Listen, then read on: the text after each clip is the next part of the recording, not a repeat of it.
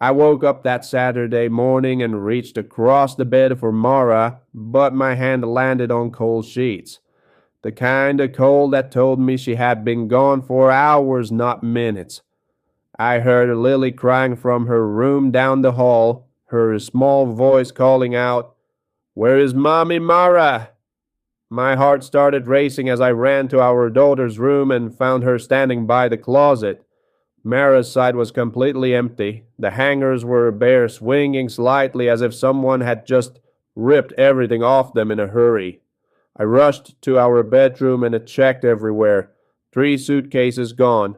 Her makeup from the vanity gone. No note on the pillow. No text message. No voicemail. Nothing. Just empty space where my wife used to be. If you have ever trusted someone with your whole heart only to discover everything was built on lies, drop a comment letting me know where you're watching from and hit that subscribe button because what I uncovered after she disappeared shattered everything I thought I knew about the woman I loved. I stood there in the bedroom doorway, staring at the empty closet like it might suddenly refill itself if I looked hard enough. Mara's dresser drawers were pulled open completely bare inside. Even her jewelry box was gone from the nightstand. I picked up my phone with shaking hands and called her number. The automated voice that answered made my stomach drop. "The number you have dialed is no longer in service." I tried texting her on every app we used. No response. The messages just sat there unread, like I was sending them into a void. My hands were trembling as I opened our banking app.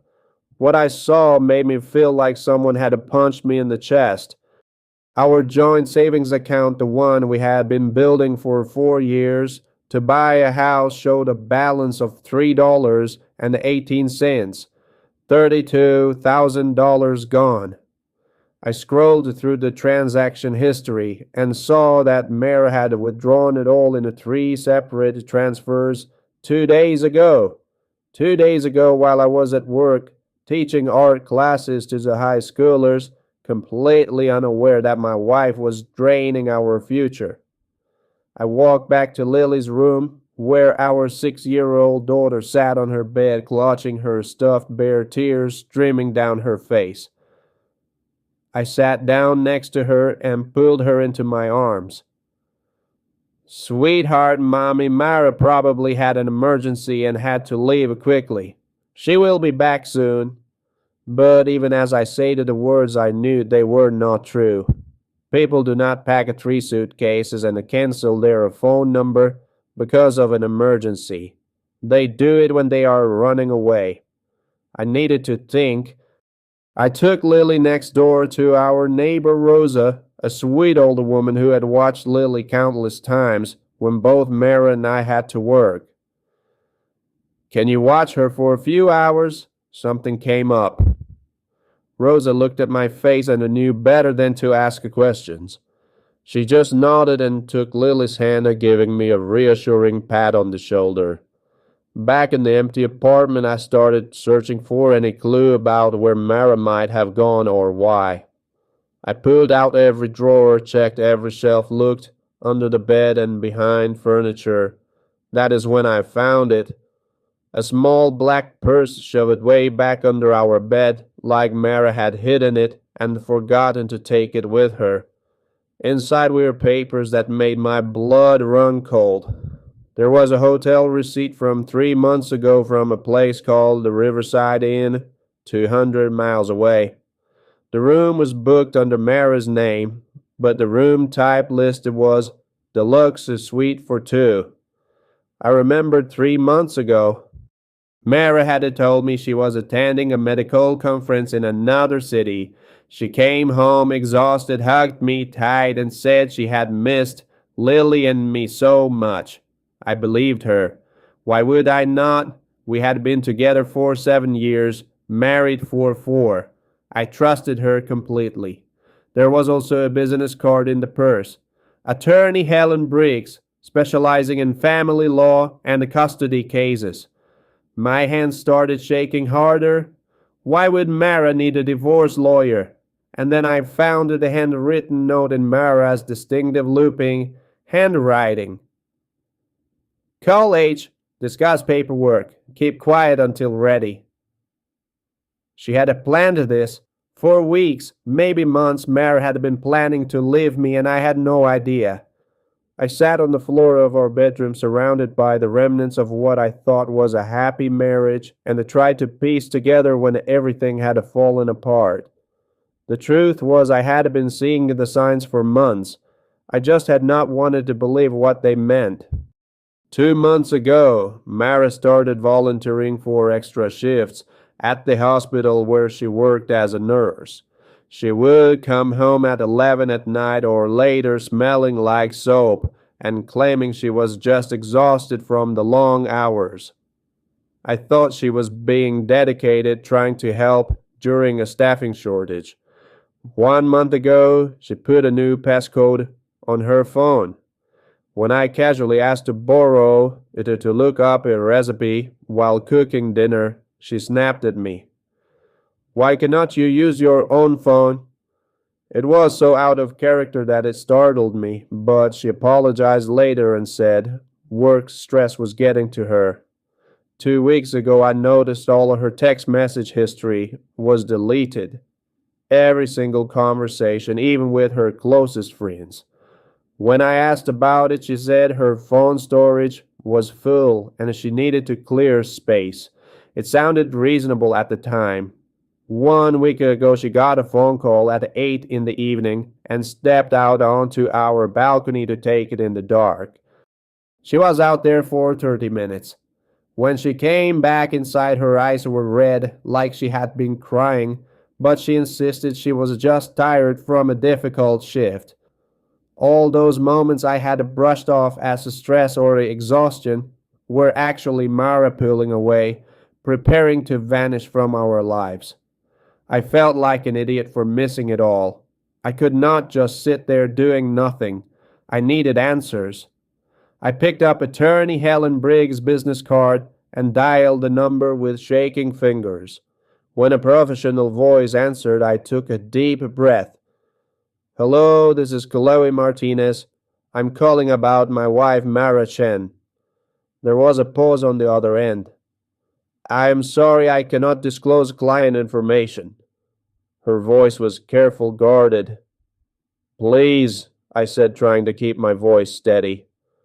My wife disappeared without a word. Our 6-year-old daughter is crying, asking where her mommy went. I just need to know if you have any idea where she might be or what she is planning. There was a long silence. Then the lawyer sighed. I truly cannot share details about my client, but I will tell you this much. You should check the adoption papers for your daughter, Lily. Mara asked me specifically about custody rights and guardianship. My stomach twisted. Custody rights? Lily is our daughter. Another pause. You needed to look at who is listed as the legal parent on the official adoption documents. I'm sorry I cannot say more. The line went dead. I ran to our home office and tore through the filing cabinet until I found the adoption folder. My hands were shaking so badly I could barely hold the papers. When I finally found the official documents from when we adopted Lily 4 years ago, I saw it. Only Mara's name was on the paperwork, not mine. I remembered now. Mara had said, let me be the primary name on the documents, because my health insurance from the hospital is better. It will make everything easier. We will add your name later. But we never did. We got busy with life, with raising a baby, with work. And I trusted that it did not matter because we were married, we were a family. But legally, Lily was only Mara's daughter, not mine. Even though I'd been the one getting up for midnight feedings when Lily was a baby. Even though I was the one who took her to her first day of preschool. Even though I was the one who sang to her every night before bed while Mara worked late shifts. None of that mattered to the law. I grabbed my phone and called Simona Mara's best friend from the hospital. Simone, has Mara said anything to you? She left. She is gone and I do not know where she is. Simone sounded genuinely shocked. What, Mara left? I cannot believe it. There was something in her voice, though, a hesitation. Simone, please. If you know anything, I needed to hear it. She was quiet for a moment, then spoke softly. 2 months ago, Mara told me she felt trapped. She said she got married too young, that she never got to live the life she wanted. I told her that was normal, that everyone goes through phases like that. She asked me not to tell you because she said it would pass. My throat felt tight. What else? There is someone, Simone said reluctantly. A doctor at the hospital. Her name is Jordan. Jordan Castellano. She transferred here from California about 3 months ago. She's a cardiac surgeon, very successful, very wealthy. Mara and Jordan became close quickly. They would have lunch together every day. I saw them once coming out of the staff lounge holding hands, but when they saw me, they dropped their hands immediately. I asked more about it, and she said that Jordan was just a friend. Do you know where Jordan is now? I asked. Actually, yes. Jordan left the hospital last week. She said she was relocating to Portland for a better position. And 3 days ago, Jordan posted a photo on social media of a plane window with the caption, "New chapter begins." I didn't think anything of it at the time, but now I hung up and immediately searched for Jordan Castellano on social media. Her profile was full of glamorous travel photos. Paris, Tokyo, Maldives, Italy. And there 3 days ago was the airplane window photo. In the corner of the image, barely visible, was a hand wearing a silver ring. I recognized that ring instantly. It was the one I had given Mara last year for our anniversary. My wife had not just left me. She had left me for someone else. Someone richer, more successful, more exciting. And she had been planning it for months. I called the Riverside Inn next to the hotel from the receipt. I need to verify a reservation from 3 months ago under the name Mara Chin. The front desk clerk was helpful. Yes, we have that record. Deluxe suite, 2 guests, 3 nights. I forced myself to ask, what services did they use? Let me check. They ordered a romantic rooftop dinner with candles and roses, and they booked a couple's massage at our spa. I felt like I was going to be sick. 3 months ago, while I was home with Lily reading bedtime stories and doing laundry, Mara was having a romantic getaway with another woman. When she came home from that trip, she had hugged me and said how much she missed me. She had kissed Lily goodnight and tucked her in, all while carrying this massive secret. I thought about the times over the past 2 months when Mara came home late immediately, heading to the shower. The phone calls she took in private, the way she avoided looking me in the eyes when we were intimate. 2 months ago, after we made love, I found her crying in the bathroom. When I asked what was wrong, she said she was just exhausted. Now I understood. It was guilt, but not enough guilt to stop her from planning her escape.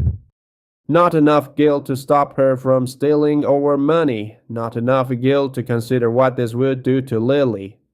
I sat on the floor of our apartment surrounded by evidence of Mara's betrayal and cried for 15 minutes straight. Then I wiped my face and stood up and looked at myself in the bathroom mirror. You do not get to fall apart, I told my reflection. Lily needs you. I picked up my phone and searched for family lawyers in the area.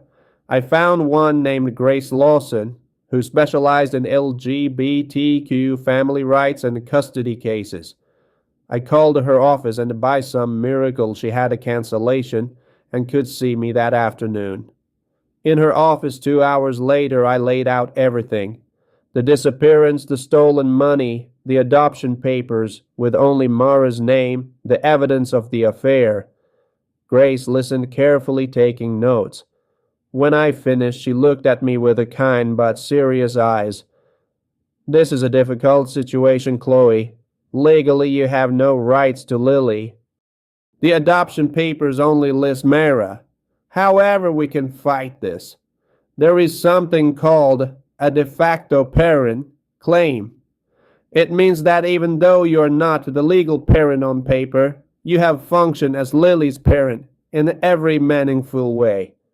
We needed to prove that. How do I prove it? I asked. Grace pulled out a legal pad. We need documentation. Photos of you with Lily throughout her life. Medical records showing you as the emergency contact. School communications showing you as the primary caretaker. Receipts showing you paid for her expenses.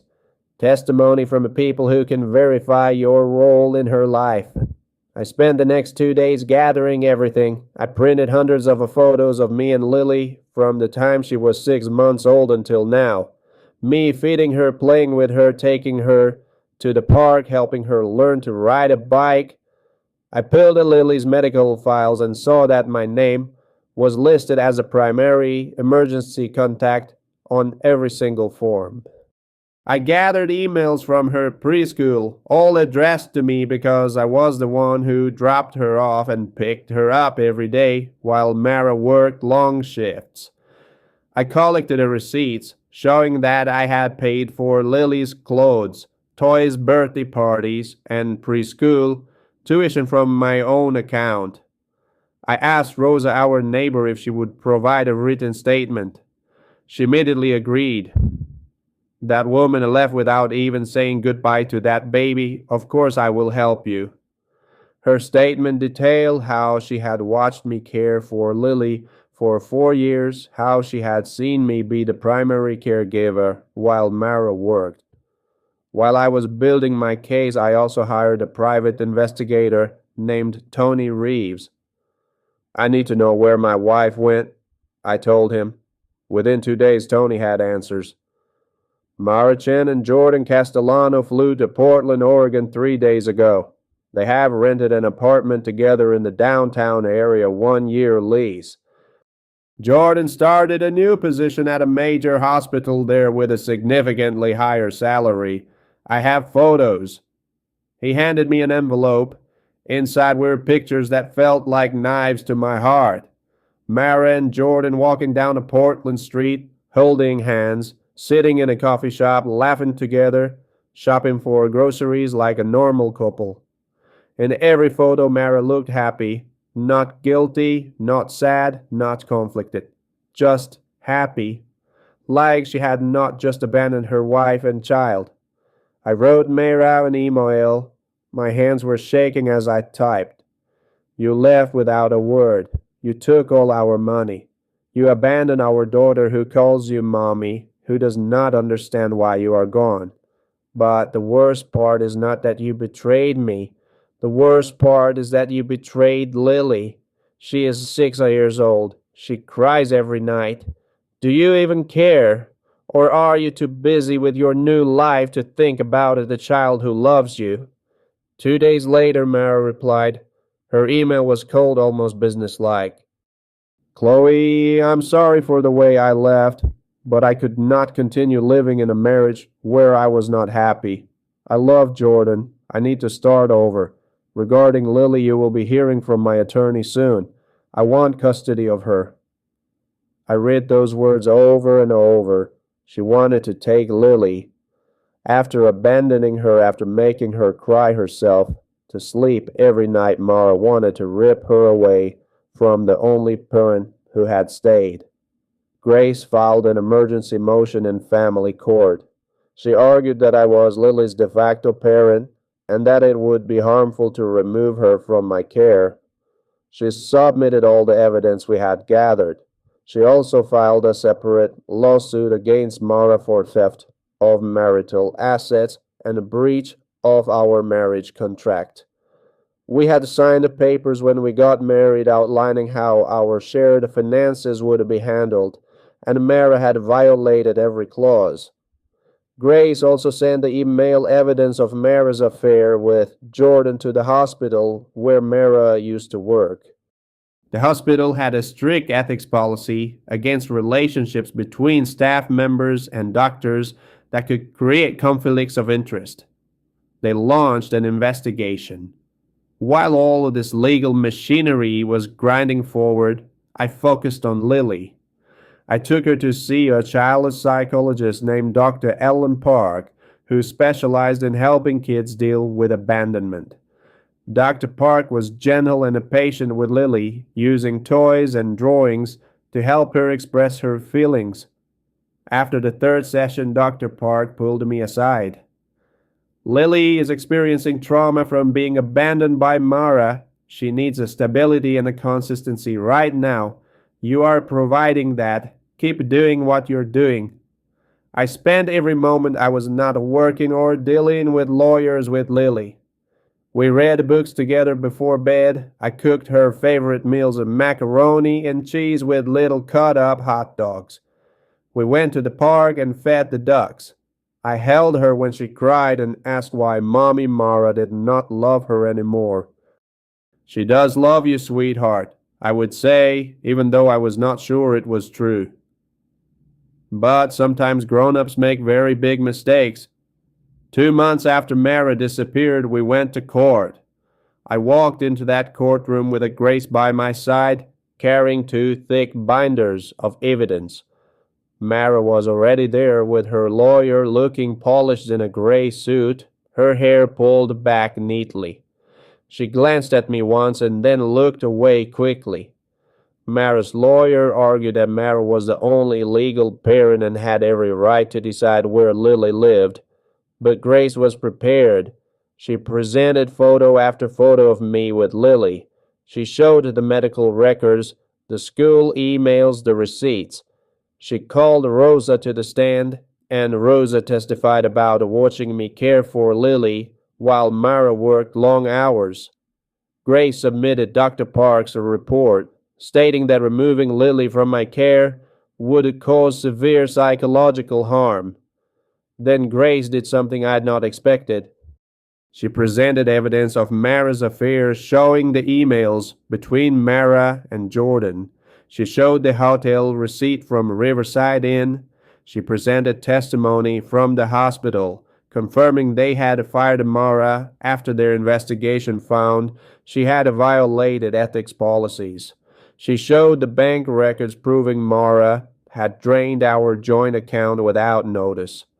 The judge was a woman in her 50s named Judge Patricia Hollis. She listened to everything for 3 hours, taking notes, asking questions. When both sides had presented their cases, she looked directly at Mara. Ms. Chen, you left your daughter without explanation. You have not contacted her in 2 months. You drained the family savings. You violated the trust that makes co-parenting possible. And now you want to uproot this child from the only stability she has known. Mara's lawyer tried to respond, but the judge held up her hand. She turned to me. Ms. Martinez, the evidence shows clearly that you have been the primary caregiver for this child. The law is evolving to recognize de facto parents, and this is exactly the kind of case that requires it. Judge Hollis announced her ruling. I was granted full legal custody of Lily as her de facto parent. Mara was granted supervised visitation twice a month. Mara was ordered to return half of the $32,000 she had taken from our joint account, plus pay me $10,000 in damages for breach of our marital agreement. She was also ordered to pay for Lily's ongoing therapy. When the judge finished speaking, I felt like a weight I had been carrying for months finally lifted off my shoulders. Mara's face was pale, her hands clenched in her lap. As we left the courtroom, she tried to approach me, but her lawyer pulled her back. 3 months after the court ruling, Mara flew back to our city for her first supervised visit with Lily. We met at a public park with a social worker present. Lily held my hand tightly as we walked toward the bench where Mara was waiting. When Lily saw her, she did not run forward like she used to. She just stood there, partly hiding behind me, looking at Mara like she was a stranger. Mara knelt down and tried to smile. "Hi, baby, it is Mommy." Lily did not move. Mara reached out and offered Lily a new doll still in its package. Lily took it but did not say thank you. She just held it and stared at Mara with those big, confused eyes. For the next 30 minutes, Mara tried to talk to Lily, asking about the school, about her friends, about what she liked to do. Lily gave one-word answers or just shrugged. Finally, Lily turned to me and said, "I want to go home with Mommy Chloe now." Mara's eyes filled with tears. She looked at me desperately. "Can I have just a little more time with her?" I kept my voice calm. "The court order says 1 hour. The hour is up. And Lily has made it clear what she wants." Mara stood up slowly. "Chloe, I know I messed up. I'm so sorry. I really am." I looked at her for a long moment. "Are you sorry you left, or are you sorry that there were consequences?" She opened her mouth, then closed it again. Finally, she said, "I did not think it would turn out like this." I shook my head. "You did not think at all. You just did whatever you wanted without caring who got hurt. That little girl called you Mommy, and you threw her away like she did not matter." Mara started crying. "I did not throw her away. I love Lily." I picked Lily up and settled her on my hip. "Love is not a word, Mara. Love is action, and your actions have said everything." "Jordan and I broke up," Mara said suddenly. "She did not want kids. I realized I made a huge mistake."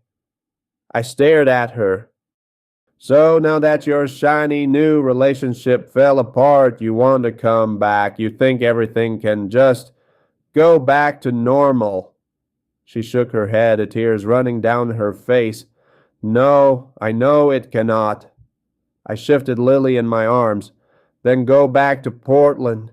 Do not make this harder on Lily than it already is." I walked away without looking back.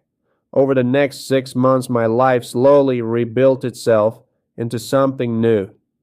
I moved to a smaller but cozier apartment closer to Lily's school. My job as a high school art teacher gave me stable hours that let me pick Lily up every afternoon.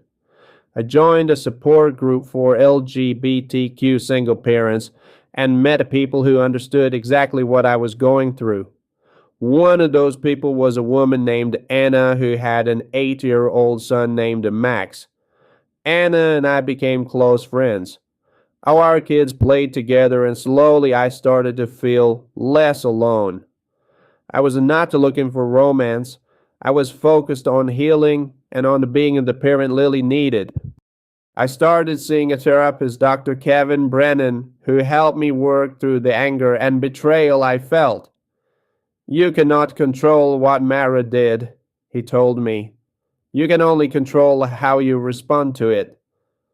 Slowly, I learned to let go of the rage, not because Mara deserved forgiveness, but because I deserved peace. Lily continued therapy with Dr. Park and made real progress. She stopped crying every night. She laughed more. She made friends at her new school. She and Max became best buddies. One day she looked up at me and said, "Mommy, I only need one mom. You are the best one."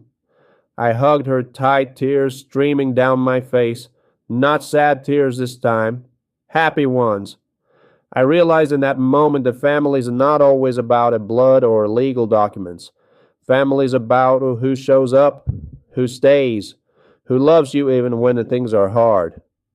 Mara sent a few more emails over the months asking how Lily was doing. I answered politely but briefly. I heard through mutual friends that she had moved back to our city and was working at a small clinic living alone. I did not feel happy about that or sad. I just felt nothing. And that was when I knew I had to truly let go.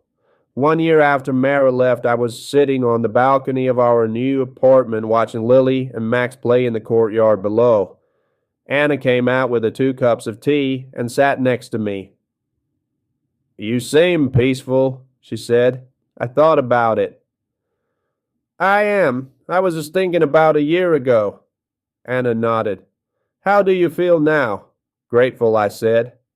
"I know it sounds strange, but I'm grateful for how everything happened." Anna smiled. "Sometimes what we lose makes room for what we need." I watched Lily point at a butterfly, her face lit up with joy. I thought about the future. Maybe someday I would fall in love again, but this time I would be wiser, stronger. Maybe someday Lily would understand the whole story and learn her own lessons from it. But right now, this moment, we had enough. We had each other, we had a home, we had a real love.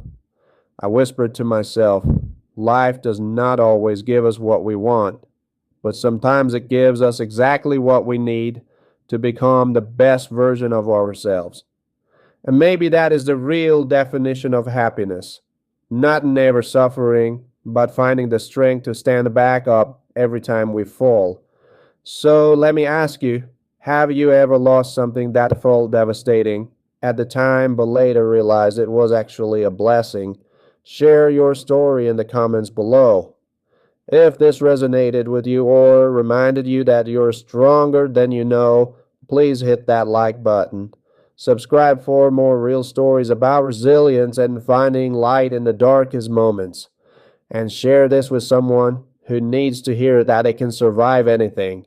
Thank you so much for listening to my journey. I hope it reminds you that even when someone you love walks away, you have the power to build something beautiful from what remains. Wishing you all the courage to choose yourself and the people who truly deserve your love.